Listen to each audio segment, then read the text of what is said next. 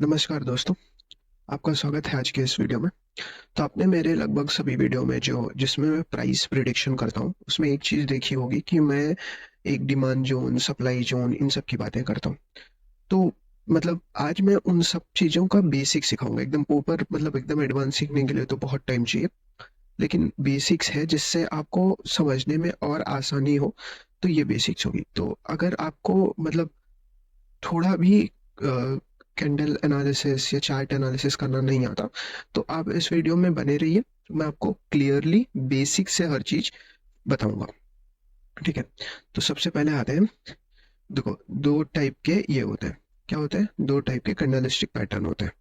एक होता है रेड, ठीक है, और दूसरा होता है ग्रीन।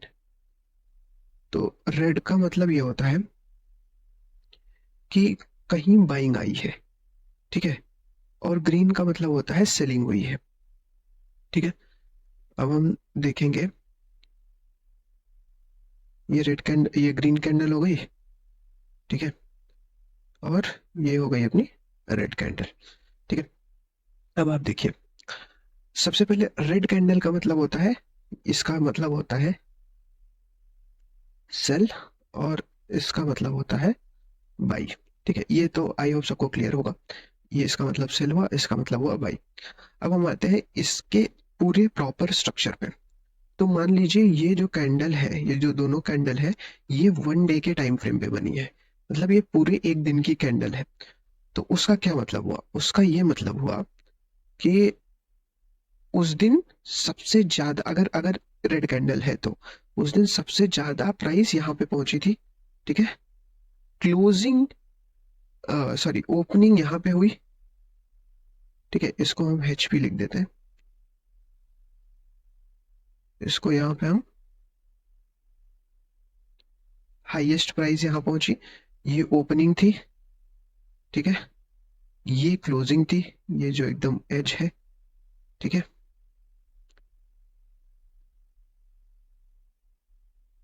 और ये सबसे लोएस्ट प्राइस थी। ठीक है, अब हम आते हैं ग्रीन कैंडल पे। तो यहाँ पे भी ऑफ कोर्स ये हाईएस्ट प्राइस है। ठीक है, ये ओपनिंग, ये क्लोजिंग है, क्लोजिंग है। ठीक है, ये ओपनिंग है,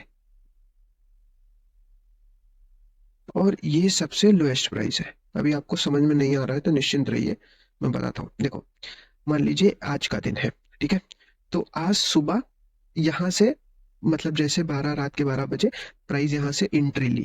ठीक है, ये मान लीजिए 100 रुपए है। ठीक है, तो ये हुआ ओपनिंग। क्योंकि ये रेड कैंडल है तो प्राइस नीचे आई है। ठीक है, तो रात में 12 बजे, मतलब क्योंकि क्रिप्टो की बात कर रहे हैं, अगर शेयर मार्केट की बात करते तो सुबह 9 से शाम को 3 बजे की करते। लेकिन ये क्रिप्टो है, ये चौबीसों घंटा चलती है। तो रात के 12 से अगले रात के 12 तक करेंगे। तो पहली रात के 12 को यहाँ थे, दूसरी रात के 12 को यहाँ थे। ठीक है, तो ये ओपनिंग सेक्शन हुआ, ये हुआ अपना क्लोजिंग सेक्शन। अब इस बीच में पूरे दिन के दौरान जो प्राइस बढ़ी, मतलब जो बायर्स ने सपोर्ट किया, ठीक है, तो प्राइस सबसे ज्यादा इस पॉइंट तक पहुंची है, ये जहां तक आप इसकी विक देख पा रहे हैं, इस पॉइंट तक। ठीक है, और सबसे नीचे कहाँ तक आई है? सबसे नीचे इस पॉइंट तक आई है। तो ये हुआ पूरा एक रेड कैंडल का ये। ठीक है, अब हम आते हैं ग्रीन कैंडल पे। तो क्या होता है कि रात को 12 बजे यहाँ इस लेवल पे प्राइस थी। ठीक है, प्राइस खुली, फिर और नीचे गई प्राइस, दिन भर में कभी भी जा सकती है ये। और नीचे गई प्राइस, तो पूरे दिन में सबसे नीचे जो प्राइस आई थी वो इस लेवल पे आई थी। ठीक है, उसके बाद फिर बायर्स ने और खरीदा और खरीदा और खरीदा और खरीदा, और यहाँ पे क्लोजिंग हुई उस दिन की, और जो सबसे ऊपर प्राइस गई थी वो इस पॉइंट पे गई थी। ठीक है, अब रेड कैंडल क्यों बनती है? क्योंकि सेलर्स सेल करते हैं। ग्रीन कैंडल क्यों बनती है? क्योंकि बायर्स बाई करते हैं।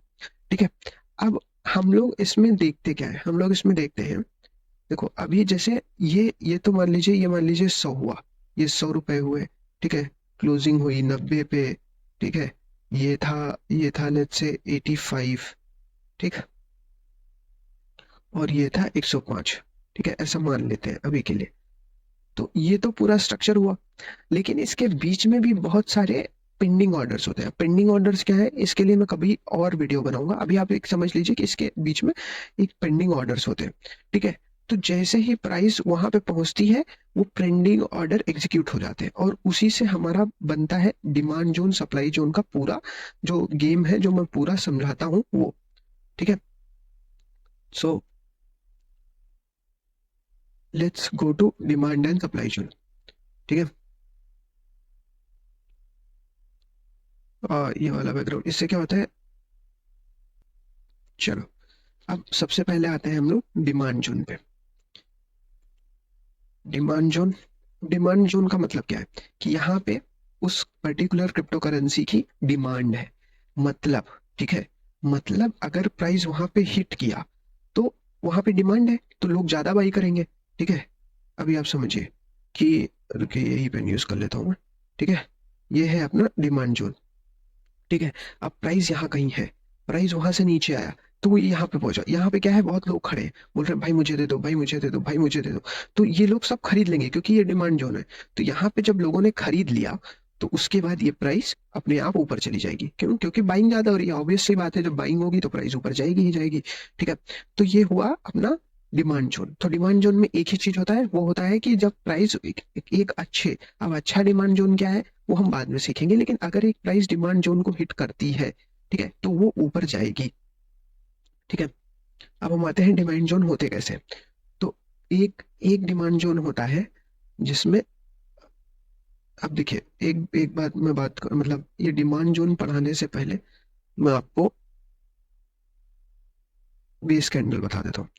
तो अभी आपने देख लिया रेड कैंडल और ग्रीन कैंडल, अब मैं बताता हूँ बेस कैंडल क्या होती है, ठीक है। आपने बहुत बार ऐसा कुछ कैंडल देखा होगा, ठीक है।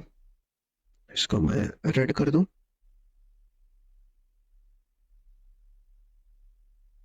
ठीक है। ऐसी कैंडल या इसी पार्ट में आपने,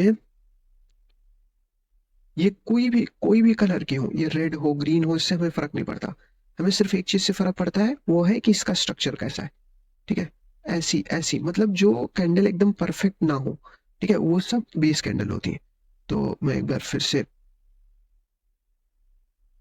ठीक है, इसको बेस कैंडल का नाम दे देता हूँ, बेस कैंडल, ठीक है। ये हुई अपनी बेस कैंडल। इसमें क्या होता है, इसमें जो ये बॉडी होती है ना, ये बॉडी, ये पूरे साइज से, मतलब पूरी साइज यहाँ से यहाँ तक हुई, तो पूरे साइज में 50% से कम में होती है, ठीक है। इसके बहुत सारे क्राइटेरिया हैं जो आप बाद में सीखेंगे, लेकिन अगर मोटा मोटा ये याद रखिए कि अगर पूरी साइज इतनी है तो मिनिमम 50% बॉडी होनी चाहिए, इसको हम बॉडी बोलते हैं, ठीक है। तो अगर 50% बॉडी हुई तो इसको हम बेस कैंडल नहीं मानेंगे। 50% या उससे ज्यादा बॉडी हुई तो नहीं मानेंगे, अगर उससे कम हुई तो बेस कैंडल मानेंगे। तो अभी मैं दिखा देता हूँ आपको एक और, मतलब एक कंप्लीट आइडिया पाने के लिए।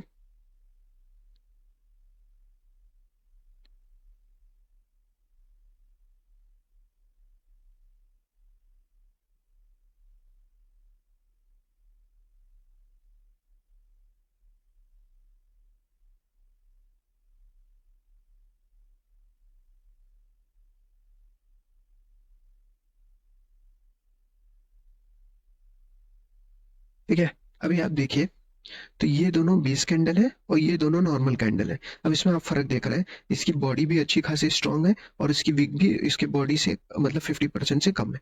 तो आप ये डिफरेंस है, तो ऐसी जो कैंडल होती है, ऐसी वाली, ठीक है, ये होती है कौन सी, ये होती है बेस कैंडल, और ऐसी हम इनको नॉर्मल कैंडल कंसिडर करते हैं, ठीक है। अब हम आते हैं इस पे कि डिमांड जोन और सप्लाई जोन क्या होते हैं,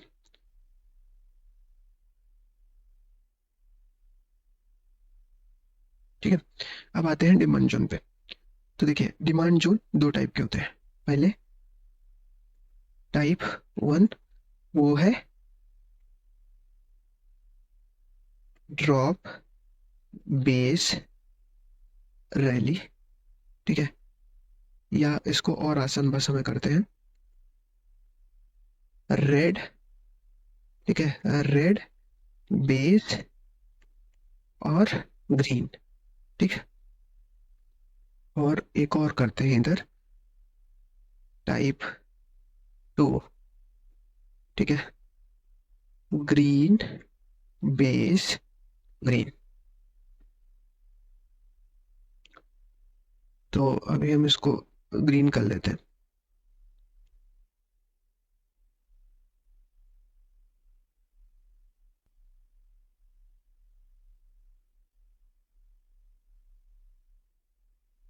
Yep, तो ये हमारा बन गया डिमांड जोन।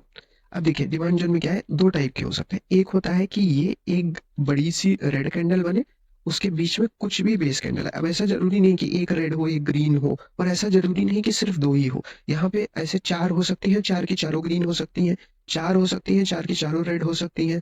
या पांच हो सकती हैं जिसमें से तीन रेड दो, कुछ भी, मतलब इसके अंदर कुछ भी हो सकती है। खाली एक ही कंडीशन है इतने की, वो ये है कि ये सब बेस कैंडल होनी चाहिए, कुछ ऐसे लिखनी चाहिए। ठीक है, सेम चीज यहाँ पे है। अब यहाँ पे डिफरेंस कहाँ है, डिफरेंस खाली दोनों में एक ही है। इतना जो स्ट्रक्चर है ये सेम ही रहेगा, इतना स्ट्रक्चर। ठीक है, खाली यहाँ पे रेड से शुरू हो रहा है, यहाँ पे ग्रीन से शुरू हो रहा है। ठीक है, बस और कुछ भी खास नहीं है इसमें, बस इतना ही। ये ग्रीन, ये ग्रीन, ये बेस, ये बेस। ठीक है, खाली यहाँ पे ये ग्रीन है, यहाँ पे ये रेड है। ठीक है, ये स्ट्रक्चर कैसा भी हो सकता है, मतलब कैसा भी हो सकता है। खाली ये याद रखिए कि यहाँ पे बेस कैंडल होनी चाहिए। ठीक है, अब हम समझते हैं ये अगर स्ट्रक्चर हमें कहीं दिख रहा है, मतलब यहाँ पे डिमांड जोन है, इन दोनों में से कोई स्ट्रक्चर दिख रहा है तो डिमांड जोन है। ठीक है, अब हम मार्क कैसे करेंगे, हम मार्क करेंगे सिंपली। ठीक है, अभी ये अपना बाहरी कैंडल हो गई, ये अंदर की कैंडल हो गई। इन दोनों जो बेस कैंडल है इनमें से हमें सबसे पहले किसकी बॉडी सबसे नीचे है वो देखनी है। ठीक है, किसकी अपर बॉडी सबसे नीचे, तो इसकी अपर बॉडी यहाँ है। ठीक है, देखिए ना, मतलब इसकी अपर बॉडी यहाँ है और इसकी अपर बॉडी यहाँ है, मतलब इसकी अपर बॉडी सबसे नीचे है। तो हम इसको करेंगे ब्लैक। ठीक है, और इसकी अपर बॉडी से हम एक लाइन खींचेंगे। ठीक, इसकी अपर बॉडी। उसके बाद इन इन जो भी बेस कैंडल है उनमें सबसे नीचे विग किसकी है, विग मतलब ये जो बीच में लाइन है। ठीक है, तो सबसे नीचे विग भी इसी की है। ठीक है, तो ये हुआ डिमांड जोन। अब मान लीजिए ये जो विग थी ये इस वाले की नीचे होती। ठीक है, तो हम अपनी लाइन जो है, ठीक है, हम अपनी लाइन यहाँ से खींचते। ठीक है, तो जिसकी विग सबसे नीचे वहां से एक लाइन, और जिसकी अपर बॉडी सबसे नीचे वहां से एक लाइन। तो अभी के लिए हम खैर ऐसा ही चलेंगे। तो ये हुआ डिमांड जोन। ठीक है, इसको हम नीचे वन लिखेंगे। ठीक, अब यहाँ पे आ जाते हैं। यहाँ पे भी आप देखिए, ठीक है, सबसे नीचे किसकी विग, सबसे नीचे इसकी विग। ठीक है, सबसे नीचे किसकी अपर बॉडी, सबसे नीचे इसकी अपर बॉडी।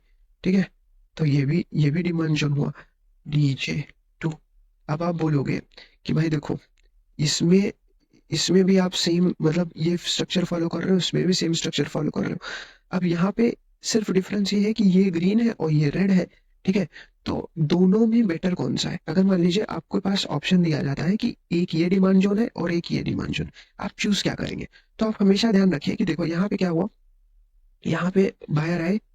ठीक है, बायर आए, बायर ने सॉरी सेलर आए, सेलर ने बेचना, यहाँ से एंट्री हुई उनकी। ठीक है, उन्होंने बेचना शुरू किया, प्राइस नीचे लाया, प्राइस नीचे लाया, प्राइस नीचे लाया। उसके बाद यहाँ पे उनमें और बायर में झगड़ा हुआ। बेस कैंडल इसीलिए बनती है क्योंकि बायर्स और सेलर्स में झगड़ा होता है। ठीक है, इनमें झगड़ा हुआ, फिर यहाँ पे बायर स्ट्रांग बने और ऊपर लेके गए प्राइस, और यहाँ पे क्लोज कर दिया। मतलब आप समझ ले, पहले शुरुआत में सेलर स्ट्रांग थे और अंत में बायर स्ट्रांग है। तो इसका मतलब कहीं ना कहीं सत्ता परिवर्तन हुआ है। और जहां सत्ता परिवर्तन होता है तो जो सत्ता परिवर्तित करता है वो ज्यादा स्ट्रांग होता है। अब यहाँ पे देखिए, यहाँ पे भी बायर थे। ठीक है, फिर सेलर आए, उनके बीच में झगड़ा हुआ। ठीक है, उसके बाद फिर बायर ने जीत ली। मतलब आप समझिए, पहले ही एक सरकार थी और उसके बाद इलेक्शन हुआ और फिर वही सरकार जीत गई, तो कुछ खास चेंज नहीं है। लेकिन आप एक समझिए कि पहले कोई सरकार थी, ठीक है, और फिर एक बंदे ने उस सरकार को हरा के अपनी सरकार बना ली, मतलब वो बंदा कितना स्ट्रांग होगा। तो हमेशा हम टाइप टू के जो टाइप वन वाले जो डिमांड जोन होते हैं, जिसमें रेड बेस ग्रीन वाला जो स्ट्रक्चर फॉलो होता है, हम इसको, ठीक है, हम इसको ज्यादा प्रेफरेंस देंगे। तो ये हुआ अपना डिमांड जोन। अब आते हैं हम लोग सप्लाई जोन पे। ठीक है, अब हम यहाँ पे ग्रीन, नहीं, यहाँ पे रेड डालेंगे और यहाँ पे भी रेड डालेंगे और इसको करेंगे सप्लाई जोन। ठीक है, अब सप्लाई जोन समझ लीजिए। पहले सप्लाई जोन में सबसे पहले रेड बनाते हैं, ठीक है। सप्लाई जोन एक तरीके से उसी का उल्टा हुआ। चलिए, अब हम समझते हैं सप्लाई जोन क्या है, ठीक है। तो सप्लाई जोन में सबसे पहले आप ये याद रखिए कि जैसा कि डिमांड जोन में हमने देखा था यहाँ पे, ठीक है, यहाँ पे ग्रीन होता था, मतलब जो बाहरी कैंडल होती थी वो ग्रीन होती थी। सप्लाई जोन में वही चीज रेड है। बाकी सब चीजें सेम है। यहाँ पे बेस कैंडल है, यहाँ पे एक बार रेड आ रहा है, एक बार ग्रीन आ रहा है, ठीक है। ये मैंने नहीं चेंज किया शायद। यहाँ पे ग्रीन और यहाँ पे रेड,